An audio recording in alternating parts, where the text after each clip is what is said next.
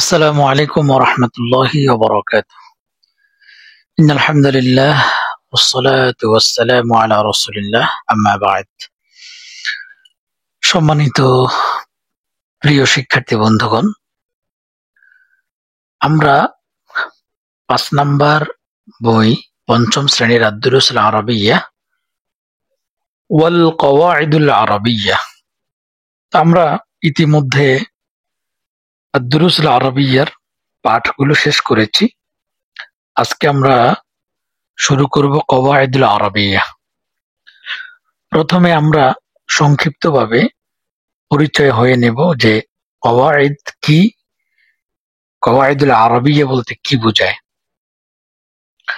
তো এই পর্যায়ে আসি, আরেকটু কথা বলতে হয়, সেটা হচ্ছে যে আপনাদেরকে আমরা যে ক্লাসগুলো করিয়েছিলাম সেগুলোতে শুধুমাত্র আমরা আরবি ভাষা নিয়ে, অর্থাৎ শব্দ, বিশেষ করে শব্দের অর্থের প্রতি আমরা গুরুত্ব দিয়েছি, যাতে করে আপনি আরবি পড়তে পড়তে, আরবি শব্দ পড়তে পড়তে একটা পর্যায়ে এসে এখন আপনি বুঝতে পারতেছেন একটা শব্দ দেখলে যেটার অর্থ কি বা এখানে কি বোঝানো হচ্ছে, প্রাথমিক বিষয়গুলা।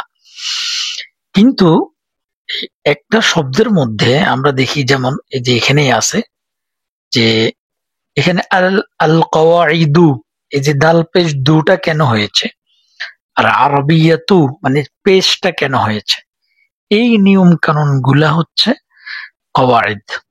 কওয়াইদ মানে হচ্ছে কিন্তু নিয়ম কানুন, গ্রামার। কওয়াইদ মানে হচ্ছে গ্রামার, আর আরবিয়া মানে আরবি গ্রামার। কিন্তু আমরা যদি এখানে আরেকটু লক্ষ্য করি, দেখো আজকে থেকে আরেকটা বিষয়, আজকে থেকে আমি তোমাদেরকে আগে তুমি করে বলতাম যে তোমরা এটা করবা সেটা করবা। তো যেহেতু তোমরা এখন আরবি ব্যাকরণ, গ্রামার, কওয়াইদুল আরবিয়াতে শুরু করছো, তার মানে তোমরা বড় হয়েছো। এখন আমি আপনি করে সম্বোধন করব, কথা বলবো। তো আপনারা আজকে থেকে আল কওয়াইদুল আরবিয়্যা শিখবেন। তো এখানে যেটা বলতে চাচ্ছি সেটা হচ্ছে কওয়াইদ মানে কি, নিয়ম কানুন। আমরা সাধারণত যেই কোনো কাজ করার জন্য আমাদের একটা কি লাগে, নিয়ম পদ্ধতি, নিয়ম কানুন লাগে। যেমন আপনি যদি ফুটবল খেলেন, ফুটবলের মাঠ হচ্ছে এটা, হ্যাঁ, আর এই যে এটা হচ্ছে গোলকিপার, এটা হচ্ছে এইটা হচ্ছে এইখান দিয়ে যদি আপনি নিতে পারেন তাহলে গোল হবে। তারপরে এই যে এখানে একটা দাগ থাকে, এখানের ভিতরে আপনি কোনো কিছু করলে পেনাল্টি হয়ে যাবে। এই যে এই নিয়ম কানুন গুলা, হ্যাঁ, এটা খেলার জন্য কিন্তু নিয়ম কানুন আছে, তাই না? তো এখানে একটা ভাষা, যেই ভাষাটা আসছে কার থেকে, আল্লাহ রাব্বুল আলামিনের থেকে। আরবি ভাষা এমন একটি ভাষা যে ভাষাটা আল্লাহ তাআলার পক্ষ থেকে এসেছে। তো সেই ভাষারও কিছু নিয়ম কানুন আছে, এই নিয়ম কানুন গুলোকেই বলা হয় কওয়াইদ। আর যেহেতু আরবি ভাষার নামে আরবি, সেজন্য এটা আরবি। এখানে আমি আর কথা বাড়াবো না, অনেক সময় হয়ে গিয়েছে। তো আমরা যেহেতু বইকে ফলো করতেছি, আমি আরেকটা বিষয় করতে পারি, সেটা হচ্ছে যে কওয়াইদ আরবিয়া, কওয়াইদুল আরবিয়া মানে হচ্ছে যে না, এখানে দুটি বিষয় মেইনলি, হ্যাঁ, প্রধান দুটি বিষয়, তবে আরো বিষয় আছে সেটা আমরা সামনে জানবো। 5টি বিষয় গুরুত্বপূর্ণ, তার মধ্যে মেইনলি দুটি বিষয়, যেমন নাহু এবং সরফ। তা আমি চাইলে নাহুর ক্লাস আলাদাভাবে করতে পারি, সরফের ক্লাস আলাদাভাবে করতে পারি। কিন্তু আমরা যেহেতু এই আলিয়া মাদ্রাসার স্টুডেন্ট তোমাদেরকে পড়াই, স্টুডেন্ট আলিয়া মাদ্রাসার ছাত্রদেরকে পড়াই, ছাত্রছাত্রীদেরকে, সেই জন্য আমরা এই বইটাকেই ফলো করে পড়বো, যাতে করে তারা আরবিও শিখতে পারে এবং পরীক্ষাতেও ভালো করতে পারে।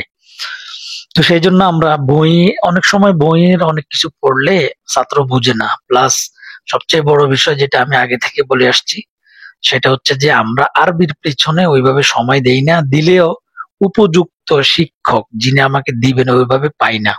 সেজন্য আমাদের অনেকের এটার দুর্বলতা থেকে যায়।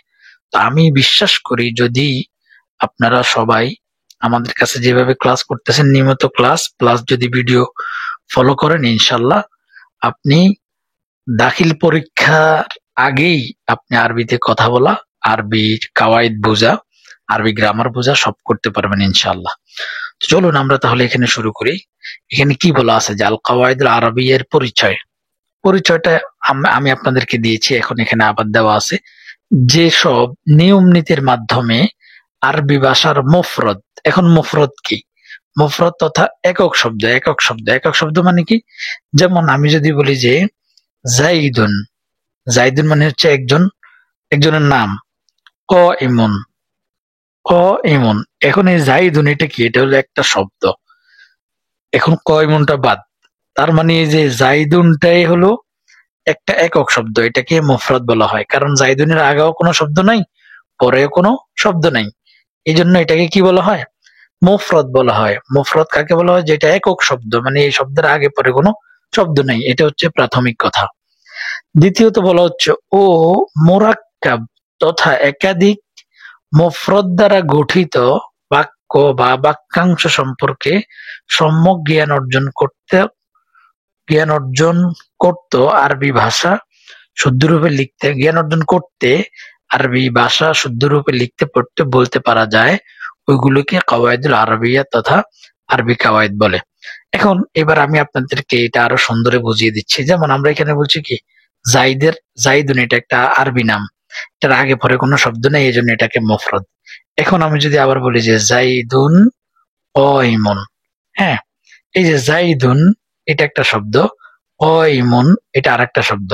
এই দুটা শব্দ মিলে কি হয়েছে? দুইটা শব্দ মিলে হয় একটা বাক্য হবে। আপনারা জানেন যে এই বাক্য কাকে বলা হয়? কতগুলো শব্দ মিলিত হলে সেটাকে বাক্য বলা হয়, তাই না? তো এখানে জাইদুন একটা শব্দ, কয়মুন একটা শব্দ, এই দুইটা শব্দ মিলিয়ে হয় একটা বাক্য হবে, না হয় একটা বাক্যের অংশ হবে, তাই না? এই বাক্য বা বাক্যের অংশ, এখন এই বাক্যটাকে আমরা কি জাইদান পড়বো, না জাইদুন পড়বো, ক ইমুন পড়বো, না ক ইমান পড়বো? এই এটাকে লিখতে পারা, শুদ্ধ করে লিখতে পারা, পড়তে পারা, বলতে পারা যায়, এই নিয়মটাকেই কাওয়াইদুল আরবিয়া বলা হয়। সুতরাং এখন আশা করি আপনারা বুঝতে পেরেছেন আরো সহজভাবে যে যদি একটা শব্দ যেমন জাইদুন একটা শব্দ, অথবা জাইদুন কয়মুন দুইটা শব্দ, বা এটার সাথে আরো কোনো শব্দ মিলিয়ে যদি একটা শব্দ হয়, এটাকে শুদ্ধ করে কিভাবে পড়বো, এবং যদি কয়েকটা শব্দ হয় সেটাকে কিভাবে শুদ্ধ করব, যদি একটা পুরা বাক্য হয় সেটাকে কিভাবে আমরা শুদ্ধ করে পড়তে পারবো, লিখতে পারবো, বলতে পারবো, সেটাকেই কি বলা হয়? কাওয়াইদুল আরবিয়া বলা হয়। আর সেটা শুদ্ধ করে পড়ার জন্য আমাদেরকে কি জানতে হবে? নিয়ম কানুন জানতে হবে। মূলত ওই নিয়ম কানুনকে বলা হয় কাওয়াইদুল আরবিয়া। তো যেহেতু এটা আজকে প্রথম ক্লাস, সেহেতু একটু সময় বেশি নিচ্ছি, বেশি কথা বলছি। সামনে আমরা মূল বিষয়গুলো সম্পর্কেই কথা বলবো, বাইরের তেমন কোনো কথা বলবো না ইনশাল্লাহ। তা আপনারা এটাকে আশা করি বিরক্ত হিসাবে নেবেন না। কাওয়াইদুল আরবিয়া এর প্রয়োজনীয়তা কি? আরবির যে নিয়ম কানুন, এটার প্রয়োজনীয়তা কি? এটার প্রয়োজনীয়তা অনেক গুরুত্বপূর্ণ। সেটা হচ্ছে যে যেমন এই কোরআনের মধ্যে আল্লাহ তাআলা কি বলছেন যে ইন্নামা ইয়াখশাল্লাহ ইয়াখশাল্লাহা মিন ইবাদিহিল উলামা উ উলামা, এটা মনে রাখেন যে উলামা উ আর ইয়াখশাল্লাহা নিশ্চয়ই, এটার অর্থ হচ্ছে নিশ্চয়ই, এই ইয়াখশাল্লাহ আল্লাহকে ভয় করে, ইন্নামা ইয়াখশাল্লাহ মিন ইবাদিহিল উলামা তার বান্দাদের মধ্যে যারা আলেম তারা আল্লাহকে ভয় করে। এখন কেউ যদি ইয়াখশাল্লাহা এই জায়গায় যদি বলে ইয়াখশাল্লাহু, আর ওলামা উ এখানে যদি বলে ওলামা আ, তখন এটার অর্থ হবে যে আল্লাহ আলেমদেরকে ভয় করেন, বলেন নাউজুবিল্লাহ। তার মানে এই যে এই নিয়ম কানুন, এই কায়দা, আরবি কায়দাটা যদি আমরা না জানি, তাহলে আমরা কি করব? কোরআন মাজিদ ভুল পড়বো, হাদিস ভুল পড়বো, এবারত ভুল করব। এখন এই আরবি ভাষাটা হচ্ছে আল্লাহ তাআলার পক্ষ থেকে আসা একটা ভাষা। আচ্ছা, এখানে কি বলা হচ্ছে আমরা একটু দেখি। যেহেতু আমরা বইকে ফলো করতে হবে, আমাদের নিচে আবার তামরিন আছে, সেটা থেকে প্রশ্ন আসবে, প্রশ্নগুলো এই আলোকেই আমাদেরকে উত্তর দিতে হবে। সেই জন্য আমরা এখানে ফলো করি যে আরবি ভাষা স্বয়ং আল্লাহ রাব্বুল আলামিনের পক্ষ থেকে কোরআন ও সুন্নাহর ভাষার উপর নির্বাচিত হয়েছে। সেহেতু আরবি ভাষা সাধারণ জ্ঞান অর্জন করা প্রত্যেক মুসলমানের ইমানি দায়িত্ব। আর যারা দ্বীন ও শরীয়তের আলেম হবেন এবং কোরআন সুন্নাহ ও শরীয়তের ইলমের ধারক বাহক, রক্ষক ও পতাকাবাহী হবেন, তাদের জন্য আরবি ভাষার সাধারণ জ্ঞান অর্জনের পর ভাষার শাস্ত্রীয় ও তথ্যগত জ্ঞান অর্জন করা অপরিহার্য। আল কওয়াইদুল আরবিয়্যা এর প্রয়োজনীয়তা ও গুরুত্বের আলোকে উলামায়ে কেরাম যুগ যুগ অসংখ্য গ্রন্থ রচনা করেছেন, যা বিশ্বের যে কোনো জাতির হৃদয়ে সশ্রদ্ধ বিস্ময় উদ্রেক করা ও এই শাস্ত্রের গুরুত্ব উপলব্ধি করার জন্য যথেষ্ট। এখানে আসলে মূল কথা হচ্ছে এগুলা এইভাবে করে এখানে প্রশ্ন আসবে যে কওয়াইদুল লুগা আরবিয়ার প্রয়োজনীয়তা কি। তা আমরা এটা মানে খুব সুন্দর বলতে পারি যে আরবি ভাষা স্বয়ং আল্লাহ রাব্বুল আলামিনের পক্ষ থেকে, এটা কোরআনের ভাষা, এটা হাদিসের ভাষা, হ্যাঁ, এবং এটা জান্নাতের ভাষা। জান্নাতে কি অর্থাৎ মৃত্যুর পরে আমাদেরকে আরবিতেই কথা বলতে হবে। তো এইভাবে করে আমরা একটা গুরুত্ব ফুটিয়ে তুলবো যে এই ভাষা হচ্ছে আল্লাহর পক্ষ থেকে, আল্লাহর ভাষা, কোরআনের ভাষা, হাদিসের ভাষা, এতটুকু। এবং এই ভাষা সম্পর্কে জ্ঞান অর্জন করা প্রত্যেক মুমিনের দায়িত্ব। বাস এতটুকু যদি আমরা বলতে পারি তাহলে এটার মোটামুটি প্রয়োজনীয়তাটা আমাদের হয়ে যাবে। যেহেতু আপনারা এখনো ছোট, সেহেতু এভাবে ছোটভাবে দিলেই হবে। এখানে আরো অনেক কথা আছে প্রয়োজনীয়তা সম্পর্কে যদি বলতে যাই তাহলে অনেক কথা আছে, যে যাই হোক এটা এখন আর বললাম না। যেহেতু আমরা বই ফলো করতেছি সেহেতু আমরা বই ফলো করেই পড়ি, সময় অনেক হয়ে যাচ্ছে। ওকে, আল কওয়াইদুল আরবিয়্যা এর প্রকার, এটা কিন্তু প্রশ্নতে আসবেই মাস্ট। হ্যাঁ, আরবি কাওয়াইদ বিষয়ে পূর্ণ জ্ঞান অর্জনের জন্য নিম্নোক্ত 5টি কাওয়াইদ জানা প্রয়োজন। 5টি, কয়টি? 5টি। এটা প্রশ্ন আসবে, কয়টি? 5টি। সে 5টি কি কি এবার মুখস্থ করতে হবে।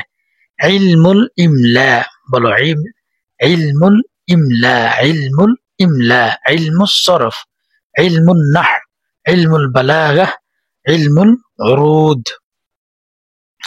আচ্ছা, এখানে ইলমুল ইমলা মানে কি? ইমলা এটার মানে হচ্ছে, মানে আরবি যে লিখবো আমরা, লিখার অনেক পদ্ধতি আছে, তাই না? এই লিখা কিভাবে লিখবো সেটা শিখায় ইলমুল ইমলার মধ্যে। ইলমুস সরফ, ইলমুস সরফের মধ্যে কি শেখানো হয়?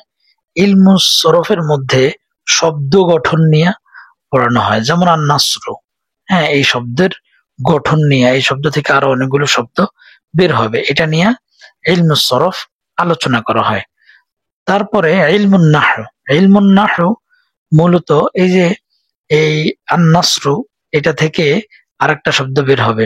হ্যাঁ, এই যে মানে বাক্য গঠন নিয়ে ইলমুন নাহুতে আলোচনা করা হয়।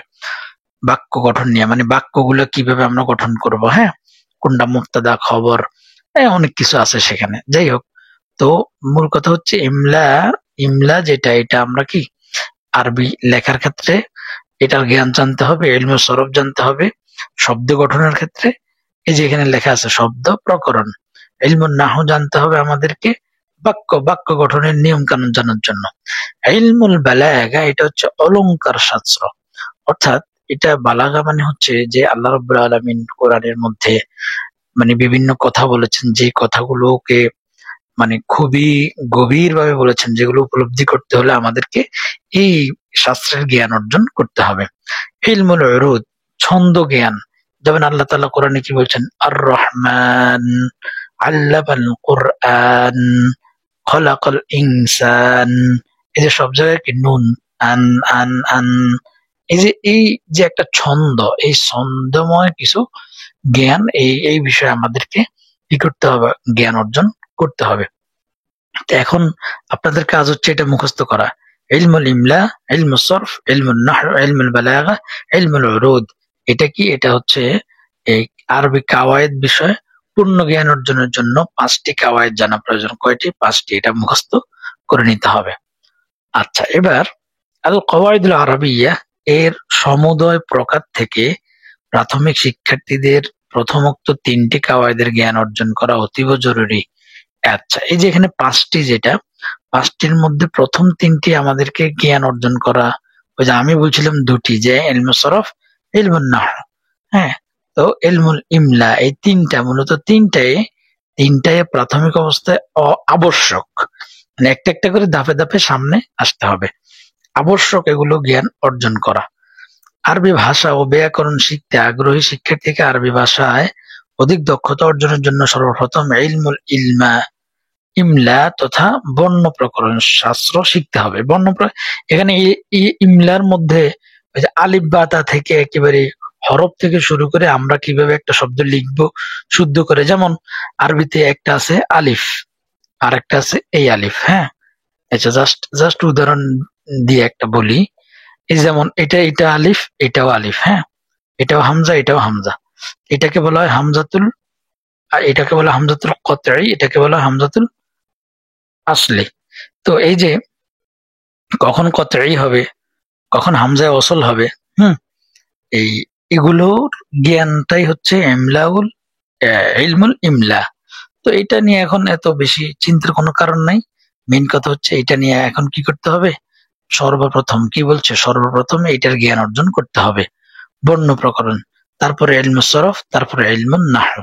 তাহলে এখানে এই যে এখানের মধ্যে যে কথাগুলো বলা হচ্ছে যে 5টি বিষয় সম্পর্কে আমাদেরকে কাওয়াইদ সম্পর্কে জ্ঞান অর্জন করা প্রয়োজন, তার মধ্যে 3টি আমাদের কি প্রথমে করতেই হবে। তার মধ্যে একটি প্রথমে করতে হবে ইমলা, প্রথমে আমাদেরকে লেখা শিখতে হবে, হরফগুলো চিনতে হবে। হ্যাঁ, তারপরে ইলমুস সরফ, তারপরে ইলমুন নাহউ। এই বিষয়গুলো সম্পর্কে আমাদেরকে জ্ঞান অর্জন করতে হবে।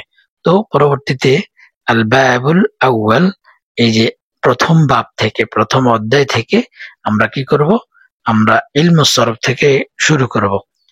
হ্যাঁ, তো ইলমুস সরফ থেকে আমরা শুরু করব। তাহলে আশা করি আপনারা বুঝতে পেরেছেন যে আমরা এই কিভাবে পড়াবো, কিভাবে পড়াচ্ছি। তো আমরা যেহেতু বইকে ফলো করতেছি, সেহেতু বই অনুযায়ী আমরা সামনে আগাবো। তো সেই জন্য এই পর্যায়ে আজকে আমরা এটাকে রাখলাম। এটা হচ্ছে আমাদের প্রাথমিক আপনাদের জন্য সূচনা। হ্যাঁ, তো পড়া আমরা সামনের ক্লাস থেকে, প্রথম অধ্যায় থেকে একেবারে বাবুল আউয়াল থেকে শুরু করে সুন্দরভাবে আমরা প্রতিটি বাব আলাদা আলাদা করে আমরা কি করব, পড়বো।